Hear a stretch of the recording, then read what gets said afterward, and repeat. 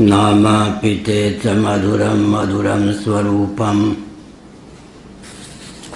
कर्मापिते च मधुरं मधुरा स्मृतिश्च बुद्धिं प्रबोधय प्रभो मधुबोधशक्तिं विद्यां प्रयच्छ परमां परिभावयामि। कोमलं कूजयन् वेणुं श्यामलोऽयं कुमारकः वेदवेद्यं परं ब्रह्म भासतां हृदये मम। कूजन्तं राम रामेति मधुरं मधुराक्षरम् आरुह्य कविता शाखां वन्दे वाल्मीकिकोकिलम्। निगमकल्पतरोर्गलितं फलं शुकमुखादमृतद्रवसंयुतं पिबत भागवतं रसमालयं मुहुरहो रसिका भुवि भावुकाः।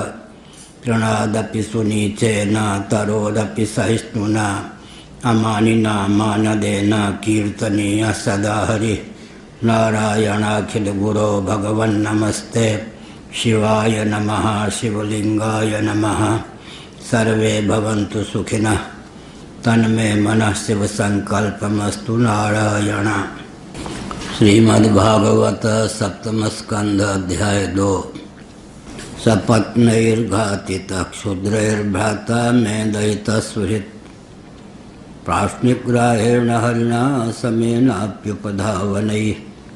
तस्य त्यक्तस्वभावस्य घृणिर्मायावनौकसः भजन्तं भजमानस्य बालस्येवास्थिरात्मनः।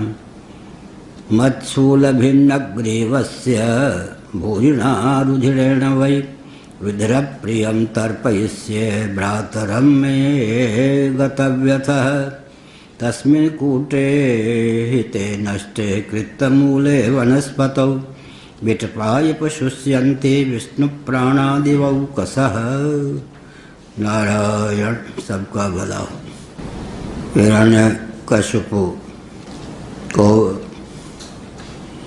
देवताओं के हित की भावना से यज्ञ वराह का रूप धारण करके भगवान विष्णु ने मार दिया। छोटे भाई के मारे जाने पर हिरण्यकशिपु को अत्यंत वेदना हुई। अपने भाई की विधवा पत्नी और अपने भतीजों को तथा अपने पार्षदों को समझाते हुए हिरण्यकशिपु ने विचित्र ढंग से उपदेश दिया, सांत्वना दी। मेरा छोटा भाई बहुत ही मेरा प्यारा हितैषी भी था, लेकिन देवताओं ने अनुनय विनय करके विष्णु के हाथों से मरवा दिया। फिर भी दयिता सुहृत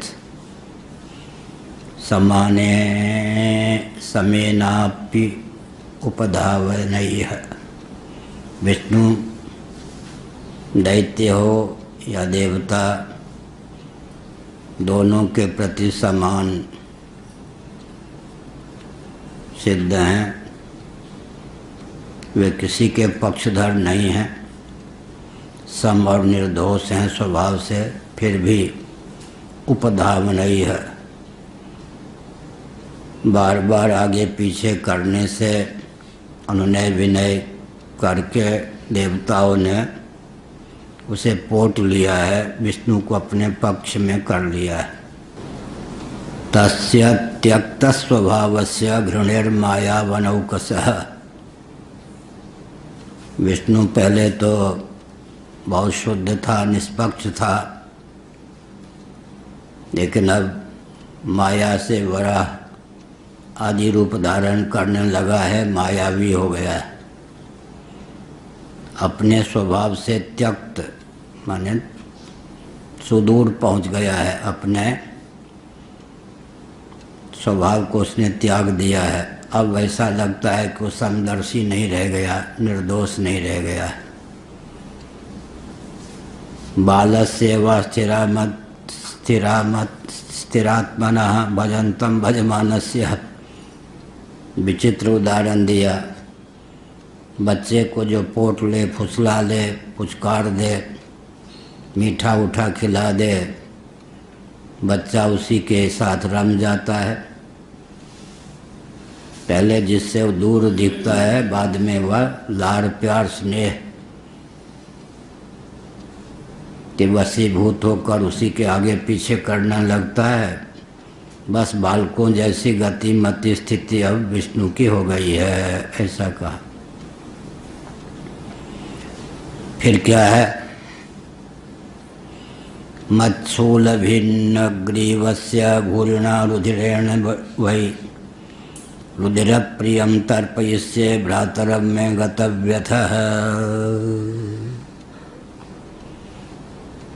अब मैं अपने शूल से उसका गला काट डालूंगा और खून की रक्त की धारा से रुधिर प्रिय अपने भाई का तर्पण करूंगा, सामान्य जल से नहीं। ऐसा करने पर भी गतव्यथा, मैं वेदना विहीन हो सकूंगा, क्योंकि शापित था, भगवान का भक्त था, तो इसी भाषा में बोल सकता था। लेकिन पलट जाता है, क्या उसका अभिप्राय हो जाता है कि वह मुझे मारे बिना नहीं रहेगा, मेरे रक्त से धरा को सींचे बिना नहीं रहेगा। विपरीत अर्थ निकल आता है, क्योंकि अनुगामी हो सकता ही नहीं, शापित है। तब एक थे कोई पंडित जी, बाद में काशी के उपाचार्य शंकरानंद जी महाराज से उन्होंने दंड लिया। शंकरानंद जी महाराज के दिवंगत होने पर मेरे सामने कहा कि रक्त से मैं महाभारत कर दूंगा, रक्त की यहाँ होली मचा दूंगा। हमने सुन लिया, कोई उत्तर नहीं दिया, क्रोध नहीं किया। थोड़े दिन बाद दंडी स्वामी होने पर भी अपने पोते की शादी में बारात में चले गए। पोते की बहू के साथ वो आ रहे थे कार में, एक्सीडेंट में उनका पोता भी समाप्त हो गया, वो भी समाप्त हो गए, तो रक्त की नदी उनकी बह गई। ठीक ऐसे ही होता है, विपरीत बुद्धि जब होती है तब पलट के अर्थ क्रियान्वित होता है। लेकिन कहा मत्सूल भिन्न ग्रीवस्य भूरिणा रुधिरेण वै रुधिर प्रियम तर्पयिष्ये भ्रातरम में गतव्यथः। अब मैं अपने, अच्छा ये, हाँ अब ठीक हो गया। ये पहले किसने किया था, ठीक नहीं, सुधार हो गया। अब वो सामने आ गया ना, बिल्कुल अक्षर नहीं दिखेगा, बिल्कुल सुधार हो गया। ठीक,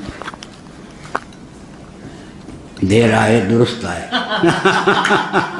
अपने दायित्व का निर्वाह करने लग गए, अपनी उपयोगिता बिल्कुल सिद्ध कर दी। बुद्धि का पार पाना कठिन है। वो तो खेचरी मुद्रा ऊपर ही ले जाती है जीव। मत्सूल भिन्न ग्रीवस्य भूरिणा रुधिरेण वै रुधिर प्रियम तर्पयिष्ये भातरम में गतव्यथा। अब मैं सामान्य जल से नहीं, विष्णु का गला ही शूल से काट दूंगा, उसके रक्त से धरा को सींच दूंगा, रंजित कर दूंगा। तब जो रुधिर प्रेमी मेरा भाई तृप्त हो जाएगा। इसका अर्थ क्या है? यहाँ गंभीर विषय है। अगर हिरण्यकशिपु देहात्मवादी होता तो उसका भाई तो भगवान विष्णु के हाथों मारा गया चक्र से। इतना बड़ा भगवान उसे मार दिया। तो इसका अर्थ है कि अब तो हिरण्यकशिपु हिरण्याक्ष हिरण्यकशिपु को ये कहना चाहिए था कि सदा के लिए नष्ट ही हो गया मेरा भाई। देहात्मवादी ये लोग नहीं थे। तभी कहा ना कि जीव कला तो अभिशेष है, अपने भाई की जीव कला को तृप्त करने के लिए मैं त्रिशूल से शूल से विष्णु का गला विद्ध कर दूंगा, मार डालूंगा। विष्णु के रक्त से ही रुद्रक प्रिय अपने भाई को तृप्त करूंगा, धरा को विष्णु के रक्त से रंजित कर दूंगा। देहात्मवादी असुर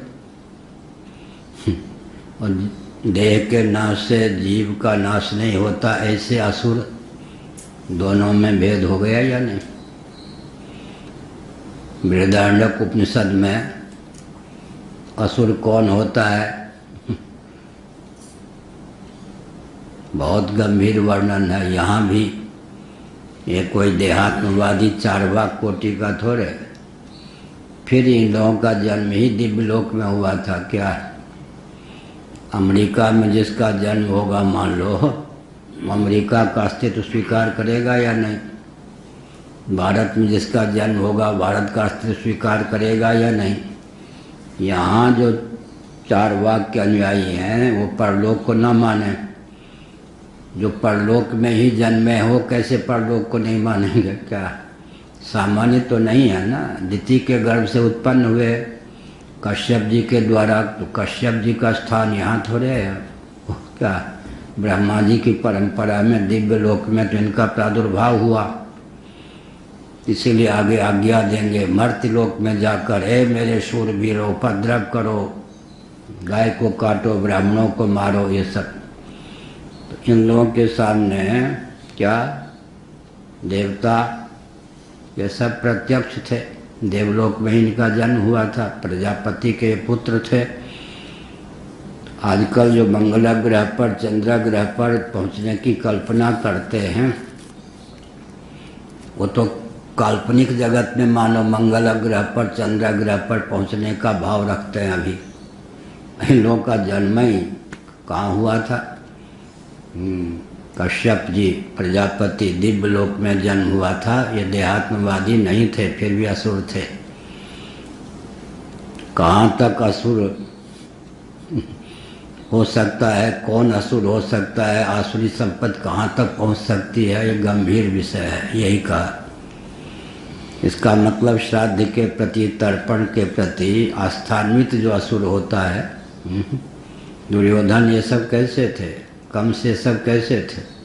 देहात्मवादी थोड़े थे। देवता झूठ नहीं बोलते। देववाणी जो हुई है, आकाशवाणी, मिथ्या नहीं हो सकती। तो देवकी का पुत्र मुझे मारे बिना नहीं रहेगा, ऐसा विश्वास था या नहीं कम से? तो देवलोक में आस्था थी या नहीं? देवता के अस्तित्व को मानते थे या नहीं कम से? मानते थे। दुर्योधन परलोक को मानता था। देह के नाश से जीवात्मा का नाश नहीं होता, इस तथ्य में उसकी आस्था थी। तभी उसने चिढ़ाते हुए कहा, अच्छा अन्याय पूर्वक भीम ने मेरी जांघ पर गदा का प्रहार किया, युद्ध की यह मर्यादा नहीं है, लेकिन मैं अब रक्त वमन करके देह त्याग करने जा रहा हूँ। पांडव तो रक्त रंजित पृथ्वी को भोगेंगे, रोते रहेंगे वे। मैं उनसे पहले स्वर्ग में जाकर आनंद भोगूंगा, पीठ पीछे करके नहीं। युद्ध भूमि में वीरोचित ढंग से देह त्याग करके सद्गति को प्राप्त करूंगा। लो तो दुर्योधन, कंस इत्यादि ये सब परलोकवादी थे या नहीं? देह के नाश से जीवात्मा का नाश नहीं होता, इतना ऊंचा तो ज्ञान था। इसका अर्थ यही है कि देहात्मवादी असुर की अपेक्षा देह के नाश से जीवात्मा का नाश नहीं होता, इस तथ्य को स्वीकार करने वाले असुर बहुत प्रबल होते हैं। आजकल ऐसे असुर तो नहीं के बराबर है। यही कहा। आगे क्या कहा? तस्मिन् कूटे हिते नष्टे कृतमूले वनस्पतौ विटपाय शुष्यन्ति विष्णु प्राणादिवौकसः। विष्णु प्राणादिवौकसः बहुत अच्छा सूत्र है। दिवौकसः दिवलोक, दिवंगत कहते हैं ना, दिवंगत। एक बार भारत भूषण जी को मैंने कुछ लिखा या दिवंगत, तो कहा कि स्वर्गीय लिखा दीजिए। हमने कहा दिवंगत का अर्थ स्वर्गीय होता ही। अच्छा मुझे पता ही नहीं था दिवंगत का स्वर्गीय होता है। तो यहाँ दिवौकसः शब्द का प्रयोग किया है। दिव्य लोक में ही जिनका निवास है ऐसे देववृंद होते हैं। और माया क्यों है? तो विष्णु रूप बड़ा कमनीय भव्य विग्रह चतुर्भुज, लेकिन देखो इतना मायावी हो गया है कि वराह का रूप धारण करने लग गए। अब इसे नहीं मालूम कि उसे मारेगा तो नरसिंह का रूप धारण कर लेगा। तो मायावी हो गया क्या? नीति के कितने वेद हैं भरद्वाज जी? साम, दान, दंड, भेद, उपेक्षा, इंद्रजाल, माया, 7 भेद। 4 अधिक प्रसिद्ध हैं, साम, दान, दंड, भेद। 3 और हैं, उपेक्षा, इंद्रजाल, माया। अग्नि पुराण, मत्स्य पुराण की ओर से बोल रहा हूँ। साम, दान, दंड, भेद, उपेक्षा, इंद्रजाल, माया। तो विष्णु मायावी हो गया है। अब तो वराह भी बनने लग गया, बताओ। और अभी नहीं मालूम क्या वो तो नर और सिंह एक साथ बन जाएगा, तो मैं भी कछुमर निकाल देगा मायावी हो। ऐसा है विचित्र। लेकिन अभी तो विपरीत भाषा में क्या सारे गम पद नी सा नी ध प म ग रे सा। सार मान बरारोहा हारो रावण मार सा। मिथिला में कहा दोनों का अर्थ उलट पुलट के दोनों का अर्थ बनता, निरर्थक कुछ नहीं है। सार मान बरारोहा पलट देंगे तो हारो रावण मार सा। दोनों सार्थक वाक्य हैं। ऐसे ही क्या मतलब हुआ? विपरीत। इसका अर्थ अब वो दिन दूर नहीं कि मुझे भी मारे बिना रह जाए। वो कौन? विष्णु। लेकिन बोलेंगे कैसे? अब वो दिन दूर नहीं, तुम लोग ए भतीजो, ए मेरे परिकरो, पार्षदो, ये मेरे छोटे भाई की विधवा पत्नी सुन लो। तुम सबको संदेश देता हूँ कि अब भाले से प्रयोग करके, त्रिशूल का प्रयोग करके, शूल का प्रयोग करके, जब नटखट मायावी हो गया है, समदर्शिता से सुदूर हो गया है, उस विष्णु को मैं मारे बिना नहीं रहूँगा। उसके रक्त से रंजित कर दूंगा भू को, धरा को। और यहाँ तक कि रक्तप्रिय मांसाहारी थे ये, रक्त मांस खाने वाले हिरण्याक्ष रक्त भोजी अपने भाई को विष्णु के रक्त से तृप्त करूंगा। ये तस्मिन् कूटे हिते नष्टे कृतमूले वनस्पतौ विटपाय शुष्यन्ति विष्णु प्राणादिवौकसः। विष्णु प्राणादिवौकसः बहुत बढ़िया है। और मायावी शत्रु विष्णु जो अपनी माया से अब वराह इत्यादि रूप धारण करने लगा है, अपनी समदर्शिता को छोड़ चुका है, स्वरूप से च्युत हो चुका है, उसके नष्ट हो जाने पर, वृक्ष के जड़ नष्ट हो जाने पर डालियां अपने आप सूख जाती हैं, वैसे ही देवता शुष्क हो जाएंगे। विष्णु प्राणादिवौकसः। ये जो देवता हैं इनके जीवन कौन है? विष्णु। विष्णु ही नहीं रहेंगे तो छिन्ने मूले नैव शाखा न पत्रम, ये कहा सांत्वना दी। इसका मतलब देहात्मवादी नहीं था, दिवौकसा शब्द का प्रयोग किया और स्वयं ही दिव्य लोक में उसका जन्म हुआ था। तावद्यात भुवम यूयम। अब देखो बटालियन को आगे यहाँ बहुत ऊंची बात है। भुवम यात यूयम, यूयम भुवम यात। हे मेरे दूत भूतों पर करो, क्या देखते हो, यहाँ रह के क्या काम, नीचे उतरो, भूलोक में जाओ। हाँ, तो देहात्मवादी थोड़े थे, दिव्य लोक में ही जन्म हुआ था। देह के नाश से जीवात्मा का नाश नहीं होता। इतना ऊंचा ज्ञान वाला असुर कैसे है? इसका मतलब आसुरी वृत्ति कहाँ घुस जाए क्या? हाँ, कोई कहेगा कि राष्ट्रपति भवन में कोरोना की गति नहीं है ये भी कोई तो जरूर है। अच्छा, चिकित्सालय में कोरोना की गति नहीं है, कहाँ नहीं है? विष्णु लोक में नहीं है, यही कह देना ठीक है कहाँ नहीं है भाई? इसी प्रकार से असुर का मतलब क्या हुआ? प्रमाद हुआ था ना। देखो छोटी सी बात, ये सब आसुरी वृत्ति कहाँ से आई? शाप से आई। शाप क्यों मिला? नगण्य अपराध बेचारे का। द्वारपाल थे, छोटी आयु के 5-6 साल के दिखने वाले, 6-7 साल के दिखने वाले सनंदनादि को कहा बाल गोपालो आप नहीं जा सकते, विष्णु का स्थान है।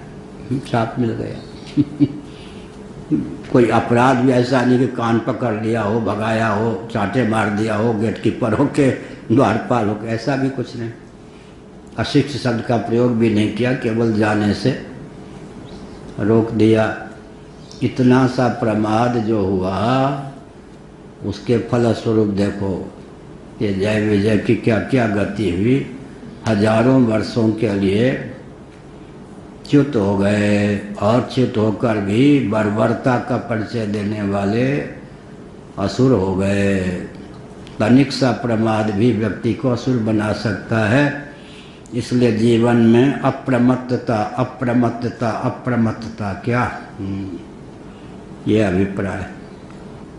विमूर्धा चौथे श्लोक में 5 में, तीसरे 5 में कहा, 2 मूर्धा से कहा त्र्यक्ष, जिसके 2 मूर्धा 3-3 आँख, शंबर, शतबाहु, हयग्रीव, नमुचि, हयग्रीव भगवान नहीं, इसके दूतभूत, नमुचि, पाक, पाक उस समय भी था, अब तो है एक देश पाक, उस समय पाक शब्द, पाक पवित्र अर्थ, यहाँ पाक, और ये है दर्भी पाक रस। कहाँ लिखा है? मुक्तिकोपनिषद में। दर्भी दाल वाल को ऐसे ऐसे करते हैं ना, जिससे जैसे ऐसे होता है।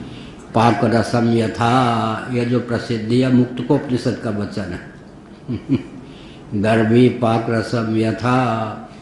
कौर आदित्य जी दर्भी जानते हैं?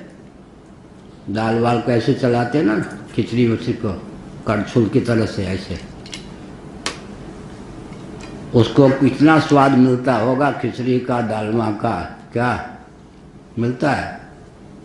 नहीं, जगह हो ना, दरबी पाक रसम यह था उससे परो करछुल को, करछुल से बढ़िया बढ़िया रबड़ी कचौड़ी और क्या डालमा ऐसा परोसो थाली को क्या स्वाद मिलेगा, करछुल को क्या स्वाद मिलेगा? कुछ नहीं मिलेगा ना। दरबी पाक रसम यथा मुक्तिकोपनिषद।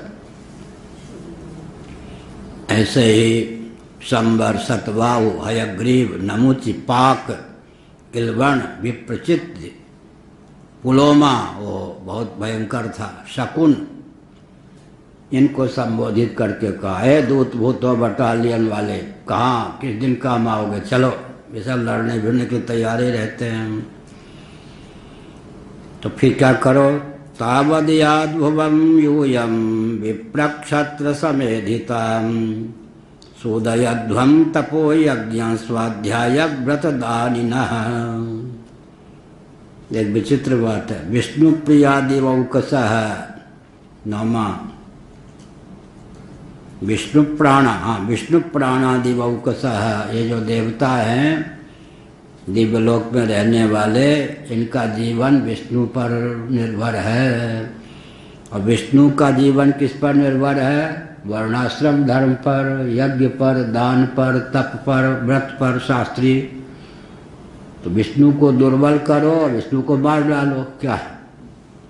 किसी को टीबी का मरीज बना दो, फिर उसका गला घोंट दो। ऐसे ही भगवान विष्णु का पोषण किससे होता है? यज्ञ, दान, तप इत्यादि के द्वारा। कौन करते हैं?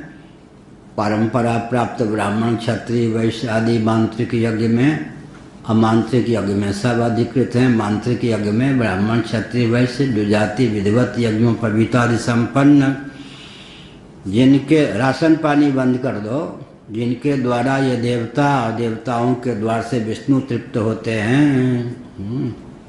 यज्ञों वै विष्णु, उन सब को ध्वस्त कर दो, राशन पानी बंद कर दो। यही सब तो होता है ना, राशन पानी बंद कर दो।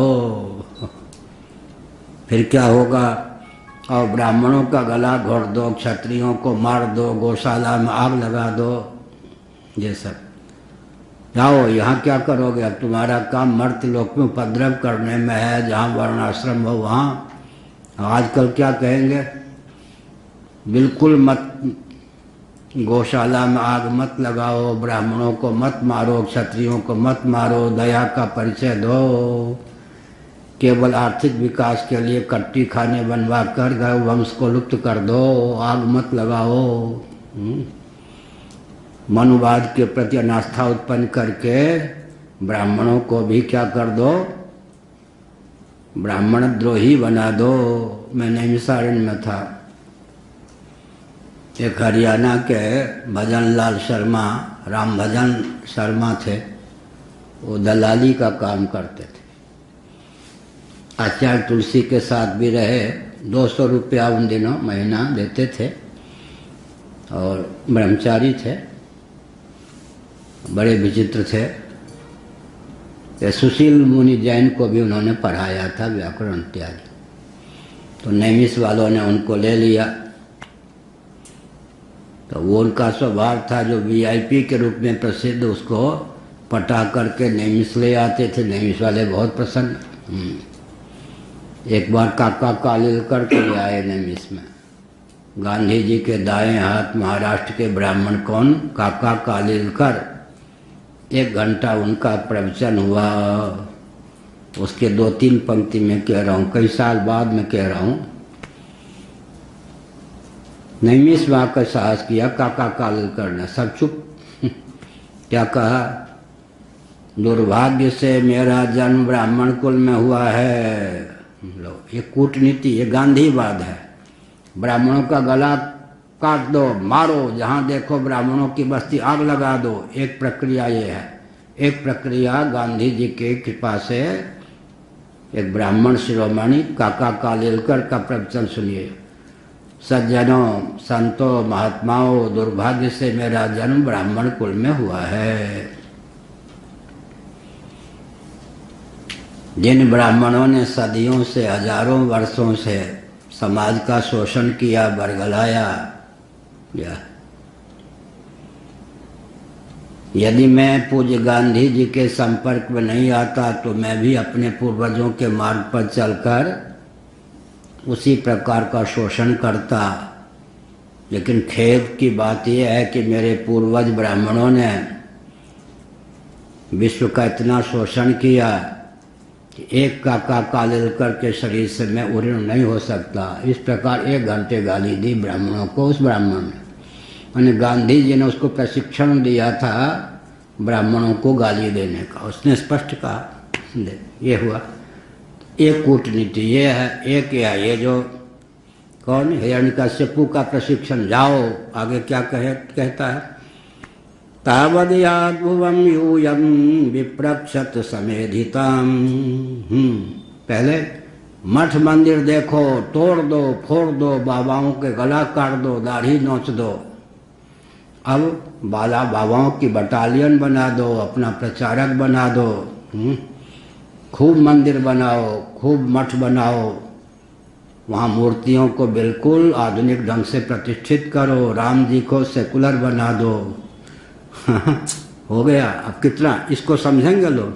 एक है बर्बरता का परिचय, एक है राम मंदिर बनना चाहिए, परशुराम मंदिर बनना चाहिए, यहाँ तक पराशर जी का मंदिर बनना चाहिए। और धीरे धीरे मथुरा में कृष्ण जन्मभूमि पर कृष्ण का मंदिर बनना चाहिए, वहाँ प्रतिष्ठित होना चाहिए। काशी में विश्वनाथ जी की प्रतिष्ठा होनी चाहिए। और विविध प्रांतों में बिल्कुल पुजारी भी रहना चाहिए, समय पे आरती होनी चाहिए। पुजारी कौन रहे हम तय करेंगे, कौन? विश्व हिंदू परिषद वाले, प्रधानमंत्री तय करेंगे। अब दोनों में तुलना कीजिए, एक बर्बरता की पराकाष्ठा, एक सौम्य, लेकिन परिणाम क्या? इसको लोग नहीं समझ पाते, इससे आसानी पूर्वक सब समर्पित हो जाते। उसमें प्रतिक्रिया भी होती थी, इसमें प्रतिक्रिया की भावना ही शांत हो जाती।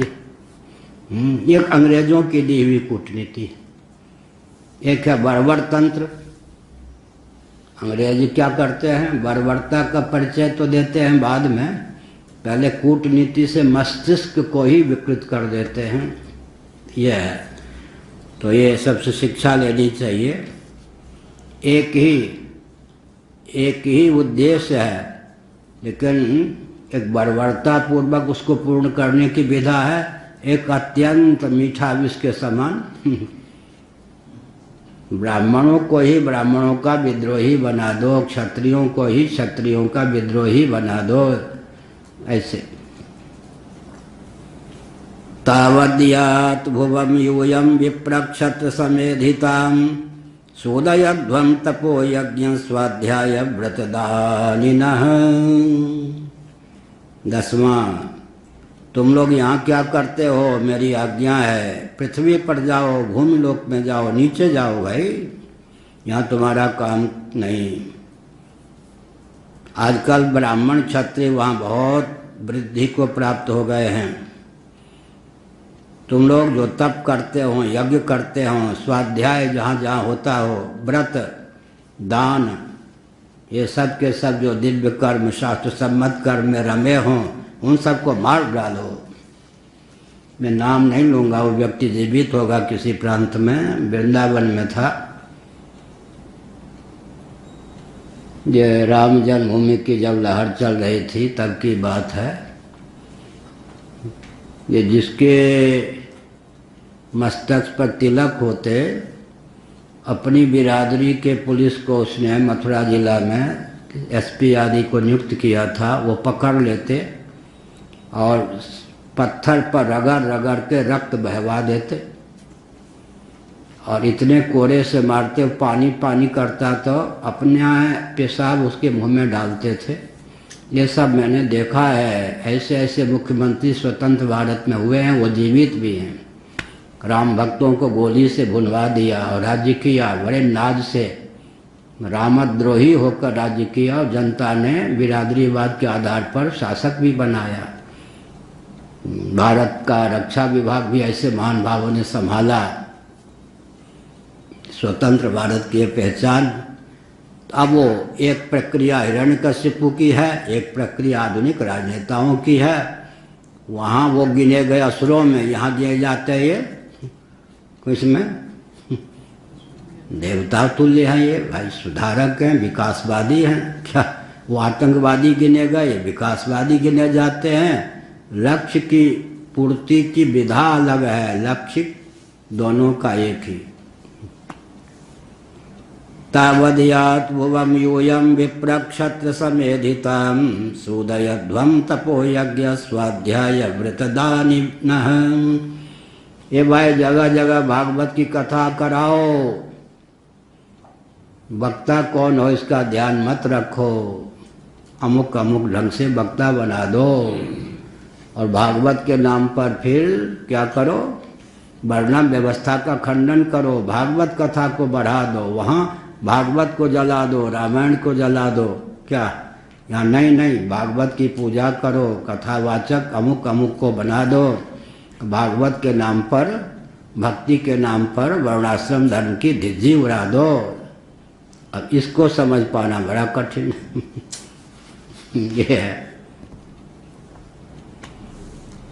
तो क्या हुआ, ऊपर कहा कि मैं त्रिशूल शूल का प्रयोग करके विष्णु का गला काट दूंगा। जब तक ऐसा नहीं करता हूँ तब तक क्या है, ए दूत भूतो नीचे जाओ, यज्ञों वै विष्णु हूँ, यज्ञ दान तप व्रत, इन्हीं से तो देवता लोग प्रसन्न होते हैं ना, पुष्ट होते हैं। इसका मतलब अन्न जल इनको बंद कर दो, तर्पण बंद, श्राद्ध बंद, यज्ञ बंद, तप बंद, दान बंद, ब्राह्मण क्षत्रिय ये सब जहाँ जहाँ मिले वर्णाश्रम के पक्षधर काट डालो, मार डालो, ये शुभ कर्मों को नष्ट कर डालो, रौंद डालो। विष्णु द्विज क्रिया मूलो, बहुत बढ़िया कहा, कितना मनोविज्ञान उसका था। विष्णु वहाँ कहा था विष्णु प्राणादि बहुकसः, देवता लोग जो हैं विष्णु ही उनके जीवन हैं, प्राण हैं। यहाँ क्या कहता है, विष्णु द्विज क्रिया मूलो यज्ञो धर्ममय पुमान देवर्षि पितृभूतानाम धर्म से च परायणम। 5000 व्यक्ति आगे पीछे कथा सुनते हैं, पाठ में भाग लेते हैं। विष्णु द्विज क्रिया मूलो यज्ञो धर्ममय पुमान देवर्षि पितृभूतानाम धर्म से च परायणम। विष्णु जड़ हैं, मूल हैं, दुजातियों का धर्म कर्म यज्ञ धर्म उनके स्वरूप हैं। ये मतलब ये ब्राह्मण क्षत्रिय वैश्य जो हैं ये विष्णु के पोषक हैं, धर्मानुष्ठान के द्वारा, यज्ञ के द्वारा, तप के द्वारा, व्रत के द्वारा, स्वाध्याय के द्वारा देवता ऋषि पितर समस्त प्राणी और धर्म का वही परम आश्रय है। बहुत विचित्र बात, वही परम आश्रय। विष्णु सबके आश्रय हैं, लेकिन इन सब का पोषण क्या होता है, देवताओं के लिए, पितरों के लिए क्या, पिंडोदक क्रिया को लुप्त कर दो, श्राद्ध बंद करो, तर्पण बंद करो। जयप्रकाश जी ने अपने वसीयत में लिखा, मेरे शरीर छूटने के बाद श्राद्ध बंद हो जाए, मेरे नियमित नहीं, ब्राह्मणों को भोजन बिल्कुल नहीं कराना। ऐसा विनोबा जी के संपर्क में आकर देवता बन गए थे जयप्रकाश बाबू। उन्होंने वसीयत में लिखा, मेरे मरने पर ब्राह्मणों के मुंह में एक दाना न जाए। कैसे कैसे नेता उनके नाम पर क्रांति की बात करते हैं लोग। वसीयत उनके देखिए क्या लिखा उन्होंने, ब्राह्मणों के मुख में एक दाना नहीं जाना चाहिए। बड़ी विचित्र बात है। विष्णु की जड़ है, द्विजातियों का धर्म कर्म यज्ञ ये सब विष्णु के स्वरूप हैं। इन सब दिव्य कर्मों के रूप में विष्णु की ही अभिव्यक्ति है। देवता ऋषि पितर समस्त प्राणी धर्म का वही परम आश्रय है विष्णु। उसको शुष्क कर दो। जिन जिन कारणों से विष्णु का पोषण होता हो उन सबको नष्ट कर दो। ये आगे के तो क्या हुआ, कर्मकांडी कौन कौन कर्म करते हैं, ब्राह्मण क्षत्रिय आदि द्विजाति, उनकी बात की गई। और यज्ञ दान तप व्रत, अब आगे क्या कहा, आखिर यज्ञ होगा तो क्या होंगे, यज्ञ की निष्पत्ति किनसे होती है, गोभिर विप्रैश्च वेदैश्च सत्यभिः सत्यवादिभिः अलुब्धैर्दानशीलैश्च सप्तभिर्धार्यते मही। इन सातों के द्वारा यज्ञ का निष्पादन होता है। यज्ञ का निष्पादन होता है तो ये सब पुष्ट होते हैं। आगे यत्र यत्र द्विजा गावो वेदा वर्णाश्रमा क्रिया तम तम जनपदम यात संदीपयत वृश्चत। क्या विचित्र बात। ये सब घाटियाँ हमारे पूर्वज सह चुके, फिर भी हम लोग सुरक्षित हैं उन्हीं की परंपरा में। उस समय भी हम लोग पूर्वज ही होंगे ना। कैवल मोक्ष नहीं हुआ तो हमारे पूर्वज का अर्थ क्या हुआ, उस समय भी हम लोग होंगे, किसी न किसी रूप में मनुष्य भी रहे होंगे।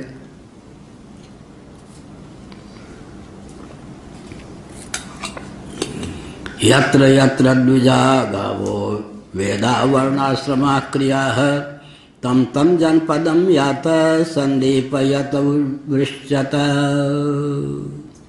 जहाँ जहाँ ब्राह्मण, तुलसीदास जी ने सबका अनुवाद किया, गोष्ठ इत्यादि करके, गाय, यहाँ तक कि वेद, वेदाः वर्णाश्रमाः, वर्ण और आश्रम।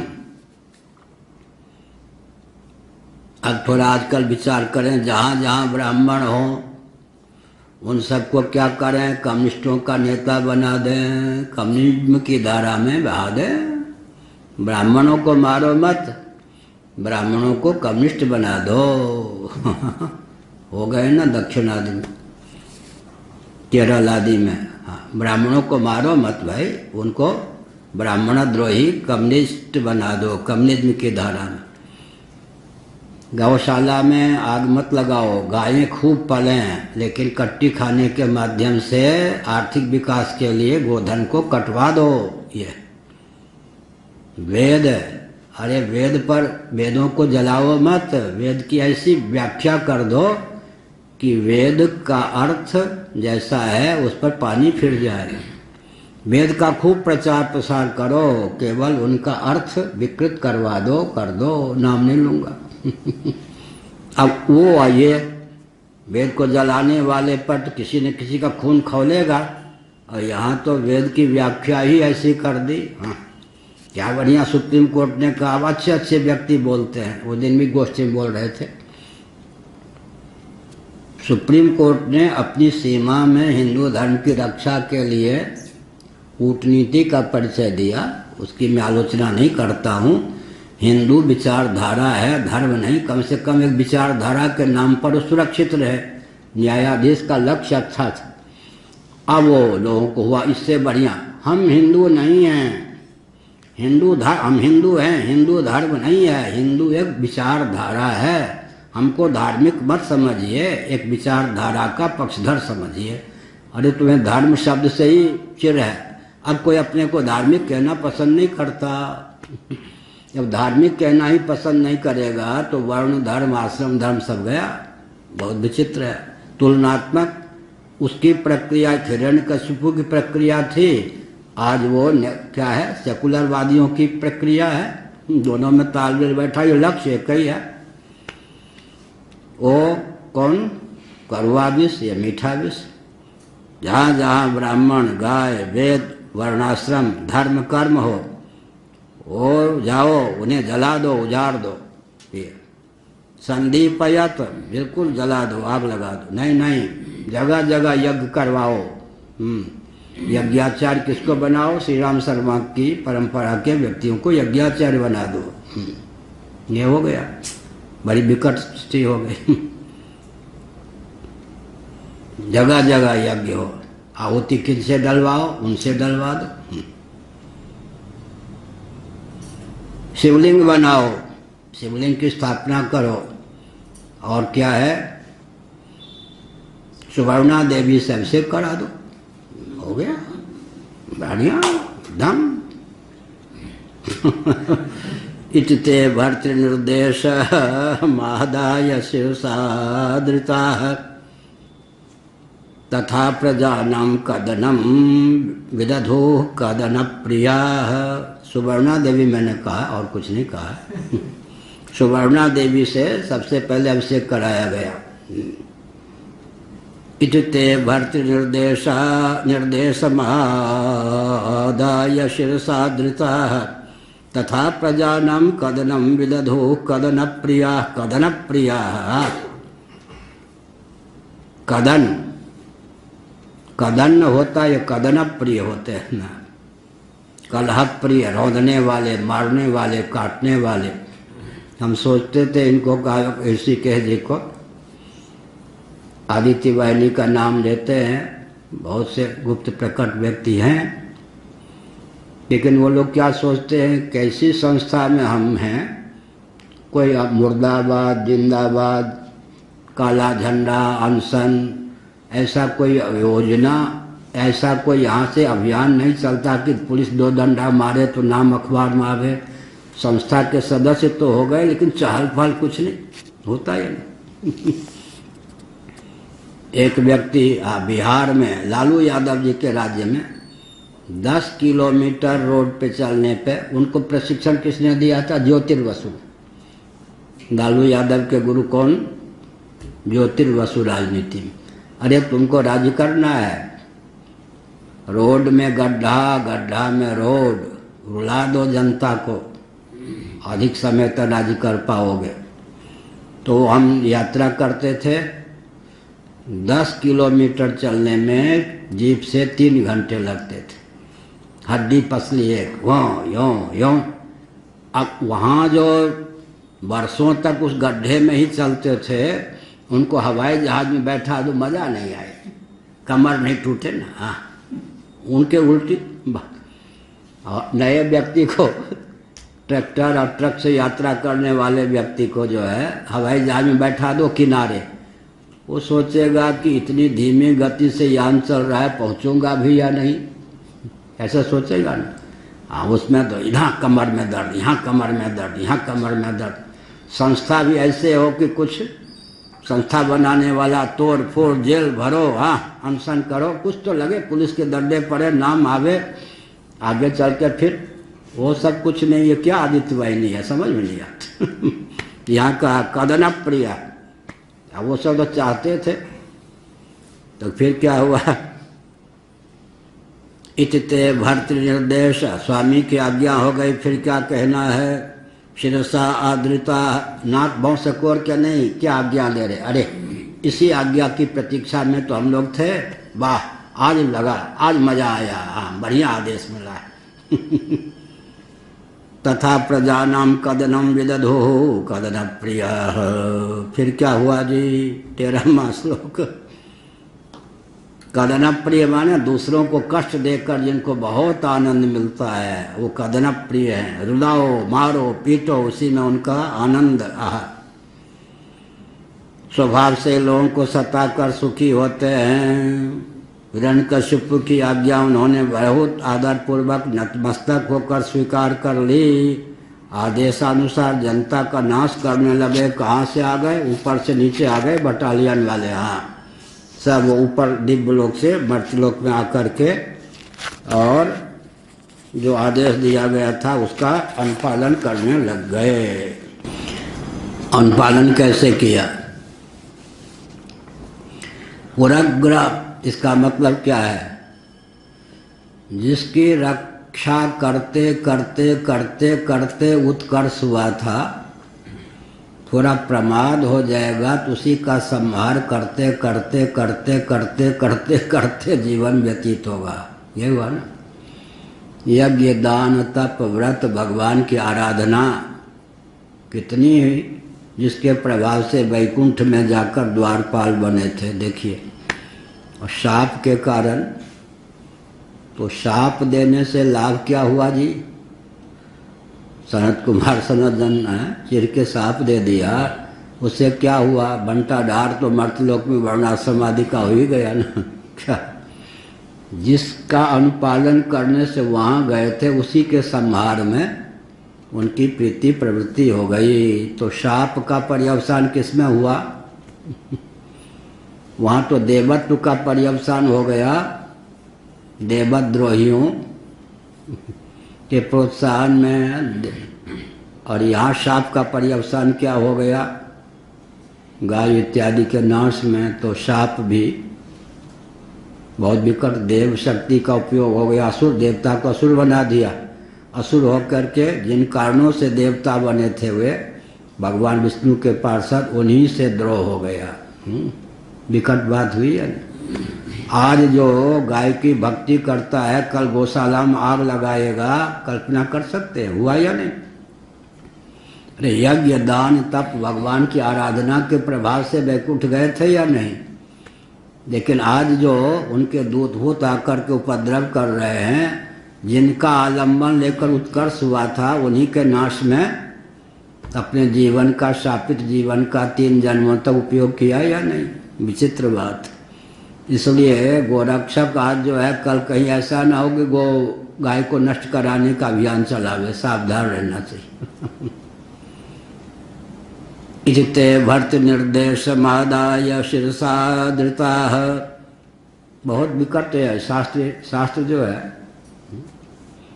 आज जो गोपालक है, कल गाय का हत्यारा बन सकता है, कल्पना कर सकते। यहाँ तो जीवन अलग अलग हुआ, जीव तो एक हुआ, यहाँ इसी जीवन में वो भी हो सकता है। मैं क्या कहना चाहता हूँ, मोरारजी देसाई नाम सुना होगा। जब भारत की स्वतंत्रता के लिए संघर्ष कर रहे थे, बहुत पढ़े लिखे थे, गुजरात के थे, ब्राह्मण थे,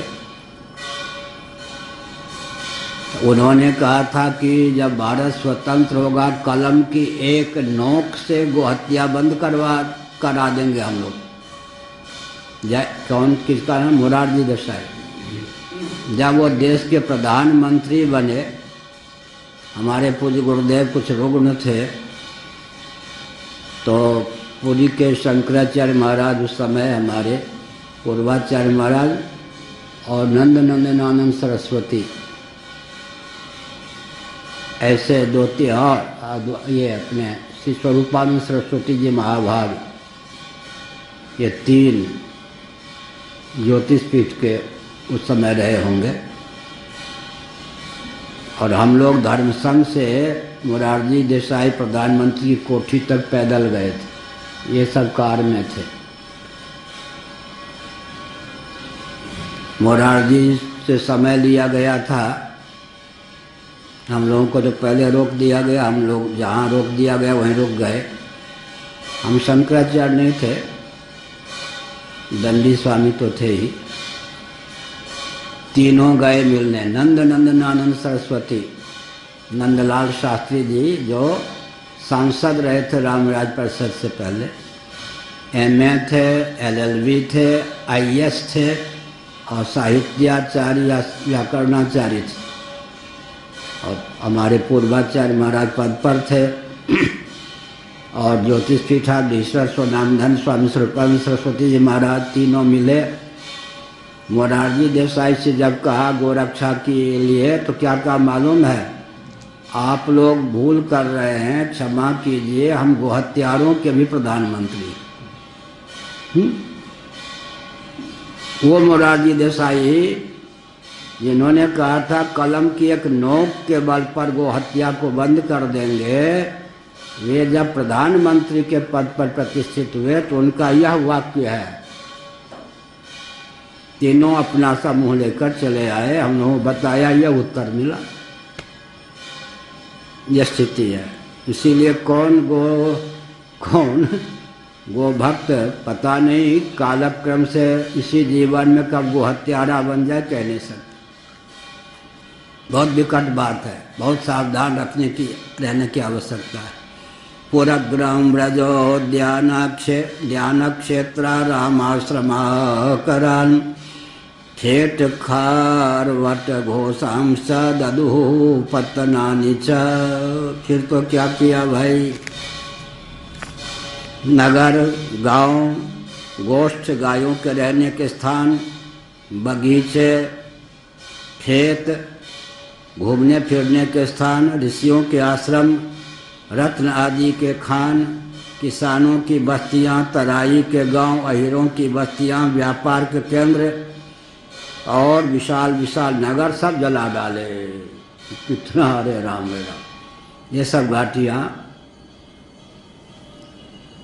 नगर भी नष्ट, गांव भी नष्ट, गौशाला में आग लगवा दिए, बगीचे नष्ट, खेत नष्ट, घूमने फिरने के स्थान नष्ट, ऋषियों के आश्रम नष्ट, रत्न आदि खाने नष्ट, किसानों की बस्तियां जला दी। किसानों ने क्या बिगाड़ा था? तो बिगाड़ना ही है तो बिगाड़ते जाओ।